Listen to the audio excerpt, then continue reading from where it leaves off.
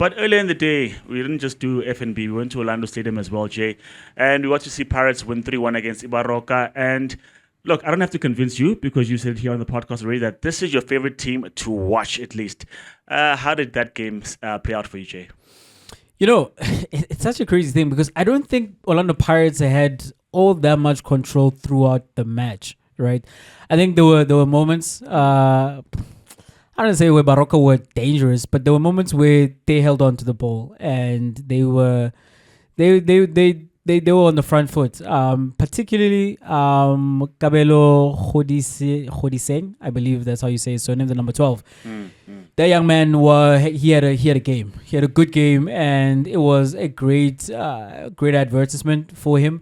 And those fullbacks as well, who looked more comfortable going forward than they did defensively. But the difference in quality showed up in the moments. Football is a game of moments. You know, you don't get very many to score goals, a low-scoring game. And where Orlando Pirates absolutely won that game was within the quality of their structures. Those players are so attuned to the tactical acumen of the coach that you see the quality of goals they score, and it's just mind blowing because we saw a goal like this. I just forgot the opponent now. Where I think it was in the Champions League game, right? Where Rele passed it into the back of the net, where it's a build up and all the way to the box, and the goalkeeper is eliminated as an empty net, and you just need to finish. And of course, the rave is around the last goal, where it's 36 passes that leads to the hat-trick goal for Mabasa. But even the two goals before that, what they were doing on the sides and the wings there, the combination play, whether on the right, whether on the left, whether it's Hoto on that side or it's Mufuke on this side and it's Tito as well. Feels like Tito is always involved in these moves. And then you've got the striker, you've got the finisher, you've got the clinical man in the box who then is able to finish those moves. And in those moments when they play like that, yes, I know because he scored a hat-trick, it's easy to be a prisoner of the moment and say that's the perfect striker for the system. But he does look like the perfect striker for the system because when he comes out the box, he does not look as good, right? He does not look like one of these things is not like the others in terms of his teammates. But where the teammates excel is in those triangles, is in that pass and move, the give and go and get into space to receive again.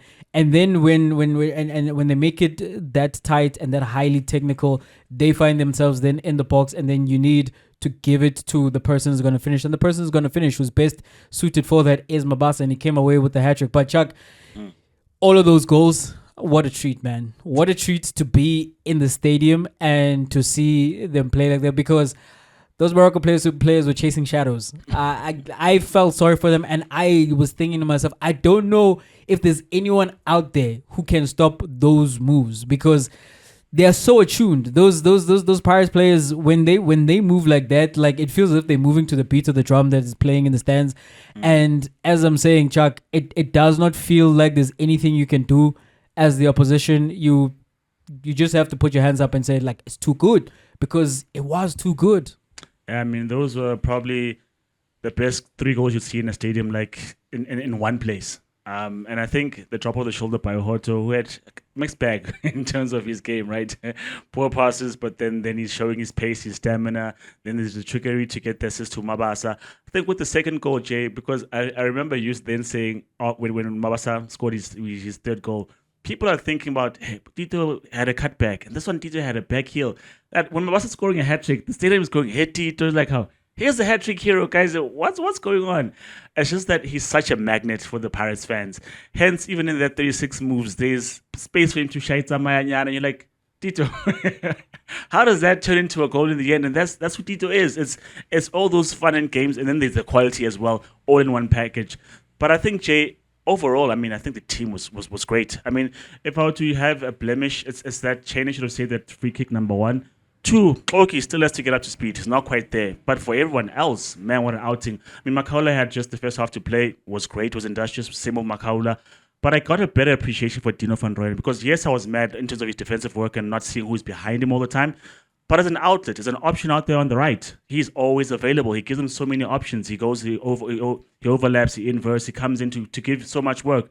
And then down the other flank, there's Paseka Marco as well, who carries very well. So I think the team was well balanced. And I was happy to see Jewett and Ndlondlo came into play. They got Ukumvudi as well. They made they had 5 changes all in all with Machopa as well coming in. And we still got an extra goal, which is what I was crying out for in terms of, guys, we need to rotate some guys. Some guys are tired. Some guys need to have a break. So I think overall, Jay, in terms of the squad quality and what each person gave in the game, that was amazing. Because if you think about it, yeah, Baroka's not in the PSL, and you're supposed to beat them like they're not in the PSL, right? Yes, Sundowns won 2-0, but yeah, it was easy going. It's supposed to look like that, and you're not supposed to be. I get the magic of the FA Cup, the magic of the Nedbank Cup that minnows can surprise.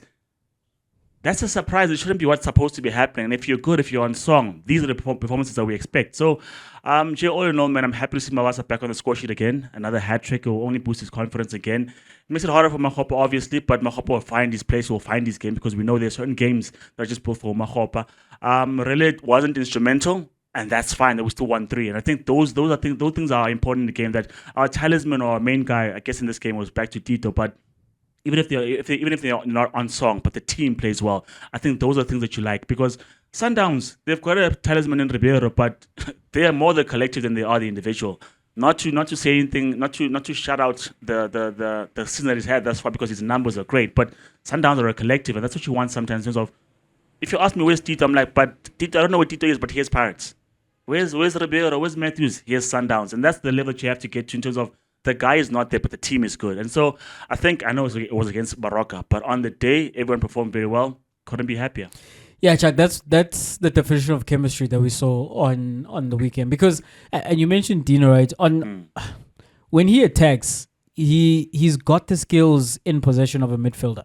He's so sure in possession that when he holds the ball, it gives an alert to the teammates in terms of what they need to do, because if he overlaps, you had Hoto playing as the right wing in that game. When he overlaps, Hoto comes central. If he underlaps, Hoto knows to go out wide, and at the same time you then see Utito there, and then they form the triangle, and they pass it amongst themselves, and like it's movement inside and outside, and you don't know which man to pick up. And it's the same thing when you go to the other side. You've got Urele there, and then they use the striker who's more leaning towards that side. And then again, it's Tito. And I do want to highlight to Tito, Chuck. And as a man who's born and bred in Tembisa, I love that guy. Like, yeah. I've decided, like, all of the criticism that Tito gets, like, I'm not defending him against that criticism. Fine, you can have the criticism. I am very happy to take Tito as everything that he is, because when you look at that final goal, those 36 passes, go back and watch that goal and just watch Tito throughout the entire sequence. Just watch Tito from when he gives the back heel pass, where he's more to he's in an advanced position in that right half space. At some point he is in the DM position. Then you see him running forward in order to receive the pass. When he doesn't get it, he comes back deeper again. At some point, where at the start of that move, when the ball went to Uhoto when he was in the box, Tito is going towards Uhoto to receive, and it goes all the way back, and then Tito is going back again. Chuck, he like the Cup dynasty that you see with the London Pirates. It doesn't happen without Tito. Like. It really just doesn't happen, and this team doesn't play as the way that they do. He is the maestro in the middle. He is the conductor, and when he's on song, like as you saw on Saturday, there are not many players who are better than him, number one, and who are more entertaining to watch. And you see why the crowd loves him. Like, South African football fans are knowledgeable, man. They know exactly what they're watching. Yes, they love the fact that and Yoshiti, he'll do it. Because even when he does that, again, watch Tito and watch what he does. When Tito receives the ball deep and he is like doing something on the ball, he's standing on the ball, or on Yoshiti, and there's no one in front of him, watch his head and watch his eyes. He's doing that with the ball at his feet, but his head is lifted up and his eyes are scanning the field. And what invariably tends to happen after that is not then him going on his knees or whatever the case may be and ajaib. There is That's a ping productivity, that yeah. goes to a teammate, and 9 out of 10 times it gets to the man, because what he does, he freezes the defense when he does those things, because guys are deadly afraid of going at a guy who's doing that with the ball, right? So they are also watching what he's doing. It's like, well, there he goes again.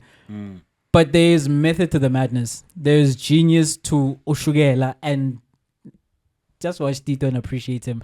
I don't know how long he's going to be at Pirates. I don't know how long he's going to be at this level. But while he is, Pirates are winning, and he's an integral part of that. And it's so entertaining. It's so entertaining. He's honestly one of the wizards, one of the magicians, and it's a pleasure to watch. When I say like Pirates are my favorite team to watch, he's a big part of that. And on the weekend, man, that was a treat. Like him and the rest of that Pirates team were a treat to watch.